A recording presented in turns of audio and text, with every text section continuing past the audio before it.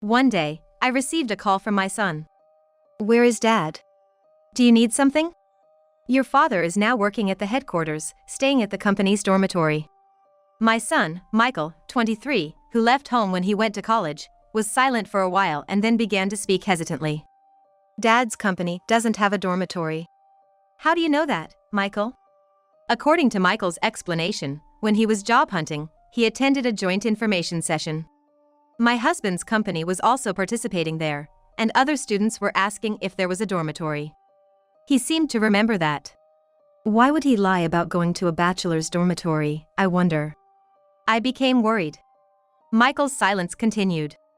Do you know something, Michael? It's a bit hard to say, but it seems like Dad is cheating. Are you sure you didn't see it wrong? I understand how you feel, Mom, but it was definitely Dad. Now it was my turn to be silent. I don't know what to say, I'm at a loss for words. The hand holding the receiver is trembling. I'm Patricia Johnson, 43 years old, a full-time housewife. I live with my husband, David, 45. My son Michael, 23, left home when he went to college. I get along well with my in-laws, and they occasionally visit our home. According to my friends, particularly having the mother-in-law come to the house can be unpleasant.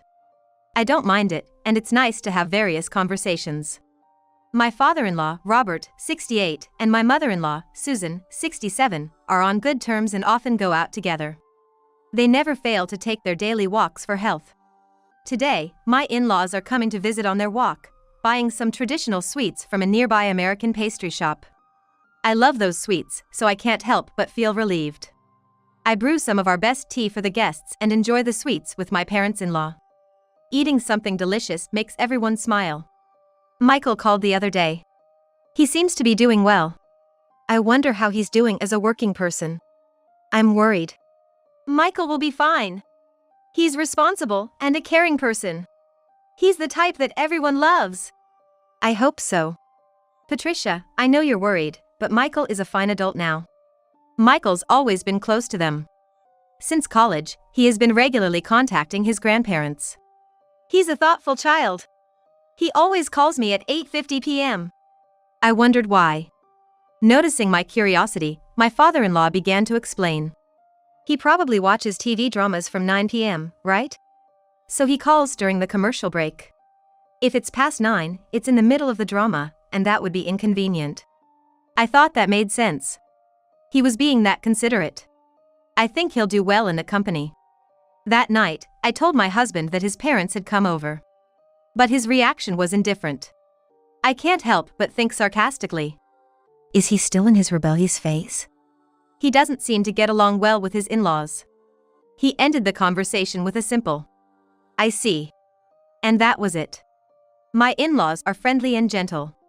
It's hard to believe that my husband came from these parents.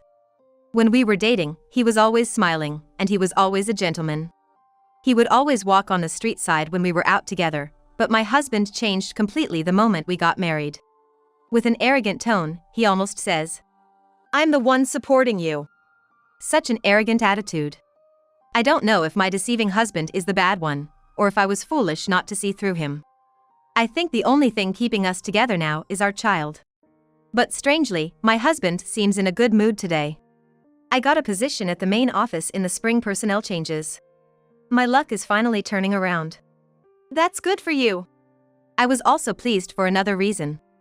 I thought he might increase our living expenses if his salary went up. My husband hands me only the living expenses, and he takes care of the financial management himself. I don't even know how much he earns. Up until now, we've been living with no margin, just getting by. I thought we could have a little better life now. But that hope was shattered with words I didn't expect. For the time being, I've decided to move into the company's dormitory.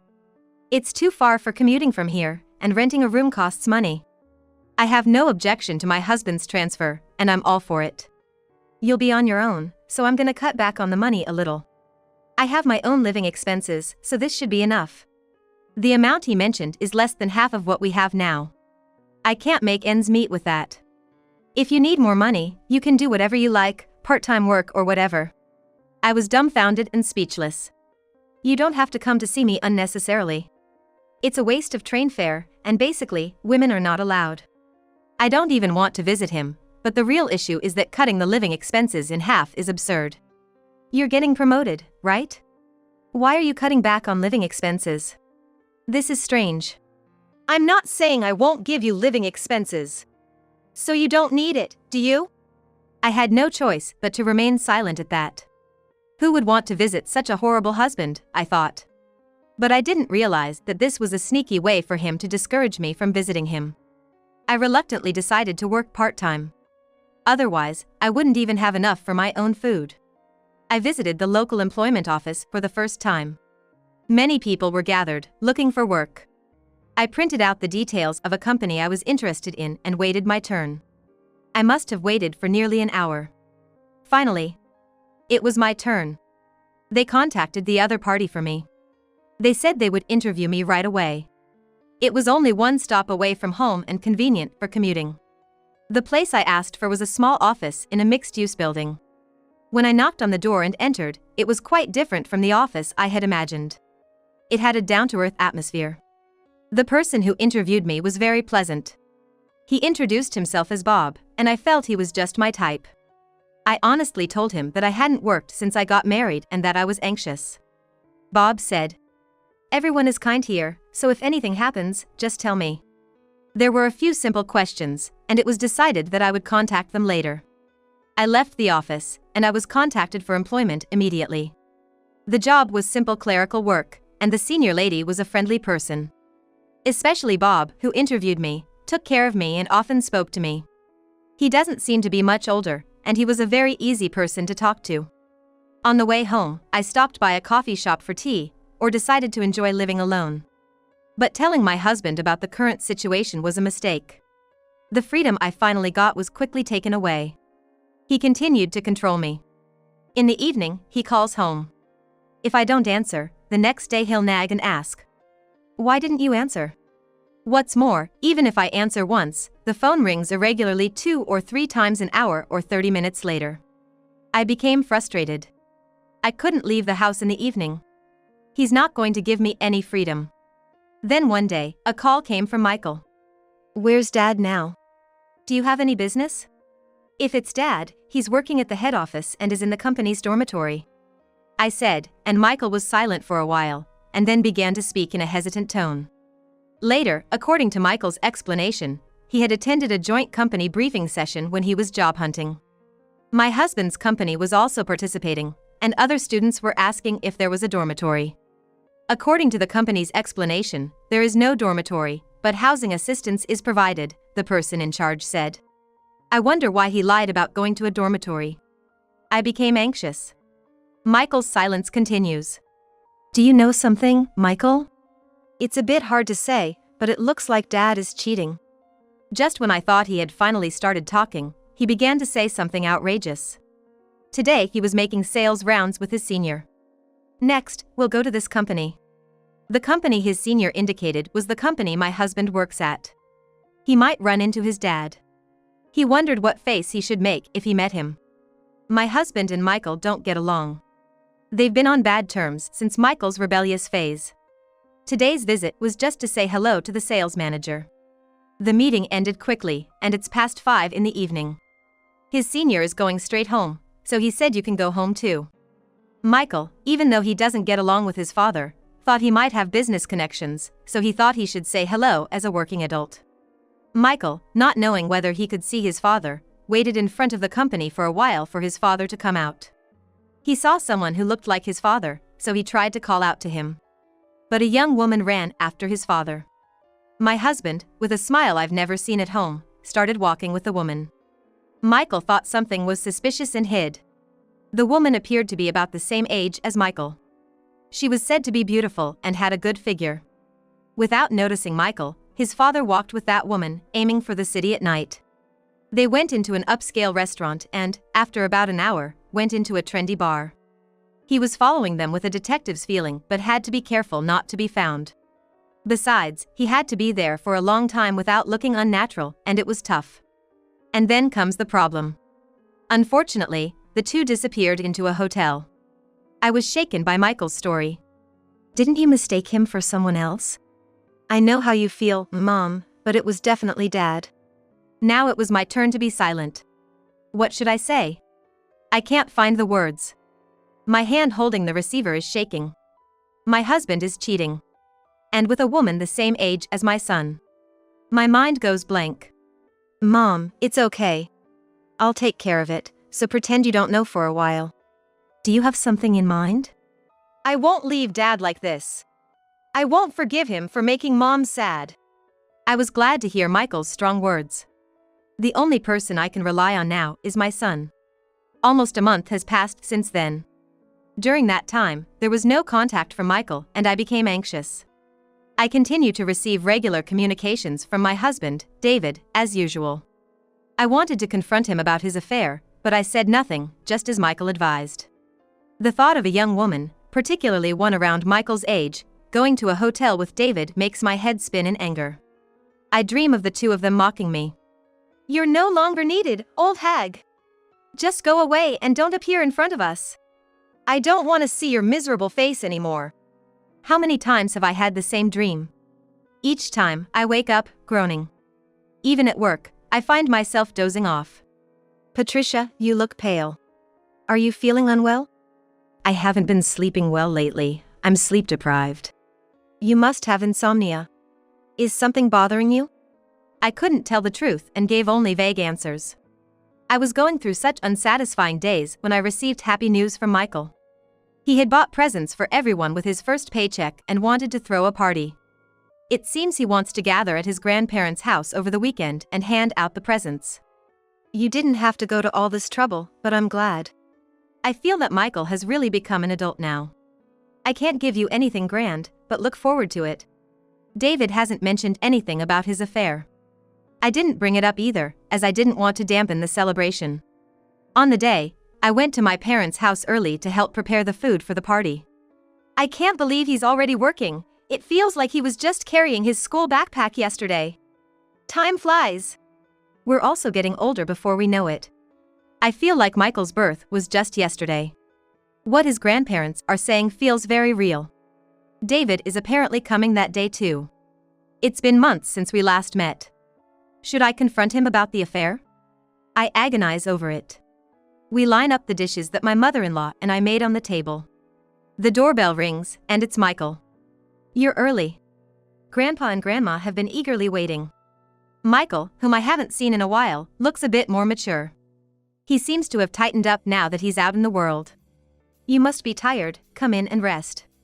His grandparents are overjoyed that Michael has come. Even his grandfather came out to greet him at the door. I'm glad everyone looks well. Thank you for preparing everything today. Michael is ushered into the living room, surrounded by us. While I'm preparing drinks for everyone, Michael is bombarded with questions. Have you gotten used to work? Are your seniors not bullying you? Are you eating properly?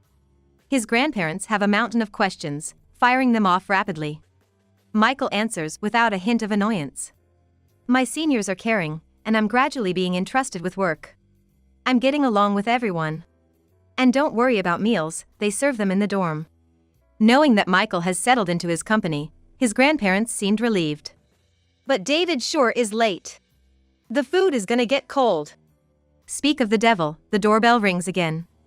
Answering it, it's indeed David. I'm sorry for being late. Work just wouldn't end. David apologizes. Dinner is ready. I cooked, focusing on Michael's favorite dishes. Michael is repeatedly exclaiming how delicious it is. In contrast, my husband David is eating with a displeased expression on his face. Dinner is over, and we move to the living room. The time has come for Michael to distribute the presents. First, to Grandpa and Grandma, here's this. What Michael handed to Robert, my father-in-law, was a slender box with a ribbon attached. What could it be? Let's open it. Go ahead, go ahead. It's something Grandpa wanted. Out came a fountain pen from a famous overseas brand. Robert often has occasions to write, and I heard he's been yearning for this pen. I'm impressed that Michael remembered such a conversation. A Japanese fan was sent to my grandmother-in-law. A delicate design is carved into it. It looks quite luxurious. It's a must-have in the summer, right? Be careful with heat stroke. Tears slightly welled up in my in-laws' eyes. We'll take good care of it. We'll treasure it. Don't just store it away because it's so precious. It's meaningless if you don't use it. We understand. We'll definitely use it. This is for you, Mom. It was an elegant brooch. Let's go shopping for clothes together next time. I'll find something that matches this brooch. I feel like tears are going to overflow. My husband David was watching us with cold eyes. I wonder what you're going to give me. I'm looking forward to it. Then, Michael's expression changed dramatically. This is for you, Dad. And Michael handed David a large envelope. David spread the contents of the envelope on the table with a puzzled look. Several photos came out. As soon as he saw those pictures, the blood drained from David's face. He tried to hide the photos in a hurry, but it was already too late. What is this? David glared at Michael. It's not a prank. There's a report inside the envelope, Michael said. Michael took the report out of the envelope. It detailed David's actions. The other woman was Shelby, a 24-year-old colleague in the same department as David. Shock and anger welled up. What are you doing? Having an affair with a woman not much older than your son? Are you out of your mind? Robert angrily questioned David with a filled voice. David shrank back. Normally a gentle person, when angry, he radiated an intense vigor. You spend your salary on this? Use it on something better. David had no excuse and began shouting nonsense. Anger and confusion enveloped the family. It's Dad's fault for using money like this. Apologize to Mom. My mother-in-law Patricia raised her voice and started to cry. I raised him wrong, so he became like this. Patricia, forgive me. It's not your fault, Susan. I helped her up. It's partly my fault too, Susan.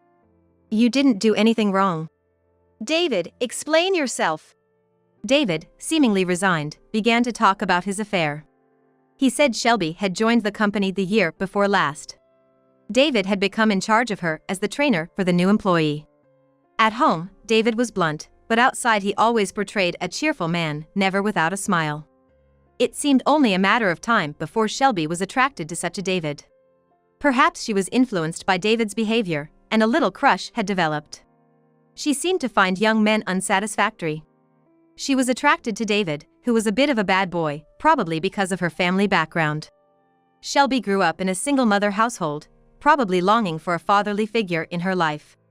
Maybe she was waiting for an invite from her husband. It seems they became romantically involved quickly. It appears she really did get a job at the corporate office. They started living together after renting an apartment. To afford the apartment, they had to cut down on my expenses. He was worried I'd cheat on him because he was cheating on me. This resulted in those persistent evening calls. Even though he was cheating, he couldn't bear the thought of me doing the same. Such a selfish way of thinking, in my opinion. Though I never had any intention to cheat on him. I'm cutting ties with you. I'll hire an excellent lawyer for Patricia, and I'll make sure you pay the maximum amount in property division. Get out of this house right now. In the face of Robert's anger, my husband fled like a scared animal. Robert and Susan kept apologizing to me. Don't worry, Patricia. We'll handle everything. We'll also support you financially. You don't have to go to such lengths. I still have Michael with me. That's right, Grandpa doesn't have to do anything. No, I won't be satisfied unless I help out. Just let us handle it, Patricia. In reality, I didn't even have money for a consultation with a lawyer, so I had no choice but to rely on their offer. Everything progressed smoothly. My husband was head over heels in love with Shelby. It seemed he was okay with losing everything as long as he had Shelby.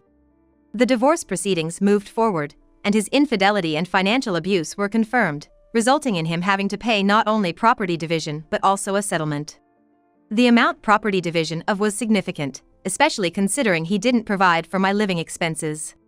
By paying the property division, he was left with almost no money, and I got the house. Robert and Susan decided to take care of the mortgage on the house as a part of their apology. Shelby, my husband's mistress, was also asked to pay a substantial amount of money. Shelby had been saving up for her dream, but now all that money would go towards the alimony. She seemed devastated. She tried to get David to help her out, but he declined. Can't help if he doesn't have the money. Shelby felt as if her dreams were crushed. She became mentally unstable and quit her job to return to her family home. I don't feel directly responsible for what happened to Shelby, but it still pains me. I regret demanding alimony from Shelby in my anger. You shouldn't worry about it, Mom. There's nothing we can do. You just have to move on. Michael is right. But my heart aches. Her family is on a remote island in Florida, and David can't easily visit. Moreover, it's a small community, so who knows what kind of rumors would spread if David showed up. It seems she's made it clear she doesn't want him visiting. After the divorce, to me, David is just a stranger who happens to share a name with my ex-husband. Whatever he does in his apartment is none of my business. He should just live his own life, but his obsessive nature is just too much to handle. I messed up, please take me back. I realized your worth only after losing you. Shelby was just a fling. David keeps calling me over and over. Lately, I just let him talk, then hang up without saying a word. From what he says, his place seems pretty filthy. He once sent me a picture of his apartment, and it looked like the stench would come out of the screen. I deleted it immediately. They took me off sales duty. I've been messing up a lot, and people say my clothes stink. It's all because of you. It's sickening to think I was once married to this guy. How are you going to take responsibility? After getting caught cheating, from being the top salesperson, now I'm being sidelined to documentation. It's as if they're telling me to quit. Can't he see that it's all his fault? I wonder how many times he's gonna blame others before he's satisfied. Is David even sane anymore? One day, David called again. I'm coming over tonight, be ready. He hung up abruptly. I was terrified. What's David capable of? I hesitated but called Michael, who was on a business trip. Just lock the front door and don't go outside, no matter what. How was he planning to help while being on a business trip? Regardless, I locked all the doors, including the front one, and put on the chain. Night fell. I was too scared to even turn on the lights. While I was trembling in fear, the doorbell suddenly rang. I nearly jumped out of my skin. Someone was banging on the door fiercely. I know you're in there! Open up! David's shouting terrified me, and I crouched down in fear. Then, I heard voices arguing outside, followed by silence. When the doorbell rang again, I saw Robert on the intercom monitor. I rushed to the door and opened it. You can rest easy, I've driven David away. I collapsed in relief right there, crying. My flustered father-in-law followed, then my mother-in-law came in. Don't worry anymore, we won't let him near Patricia. I had them sit down, and while serving tea to them, I thanked them. It's not for Patricia to apologize. We are the ones to blame for raising such a son. My in-laws had come because Michael had contacted them. They had apparently been hiding in the shadows, waiting for David to appear. Tomorrow, I'm gonna have a talk with David. A captain I know is looking for someone. He works in deep-sea fishing, and once you're on the boat, you can't return to the States for a year. We gotta get him on that boat to straighten him out. He's gonna listen to us. Even such a foolish son is still our dear child. Just think of us as foolish parents and have a laugh. Any parent finds their children dear, of course. Patricia, you must have been concerned about David's mistress, Shelby, right? The money has been returned. She seemed fine. I'm sorry for the trouble. It must have been hard, being so far away. And the money. No, keep the money, please. Otherwise, we won't feel right about it. Sometime later, I heard from my father-in-law that David had gotten on the ship. Whether David reforms or not is no longer my concern. Now, I'm happy that Michael can participate in a big project at his company. And I hope for nothing but success there. My relationship with my ex-in-laws is good, and they still visit from time to time. You're still young, Patricia. It's too early for you to grow old. Actually, there is someone I've started dating. It's Bob from the company. With my husband's infidelity, I just thought he was a nice person. Going to work every day and talking with Bob, I found myself feeling at peace, but it took a little time to realize that feeling was something more. It was a feeling I hadn't experienced in years. But now that I'm divorced, I can face that feeling honestly, and I confessed. Then, Bob also confessed that he fell for me at first sight during the interview. Like the changing of the seasons, spring has come to me again.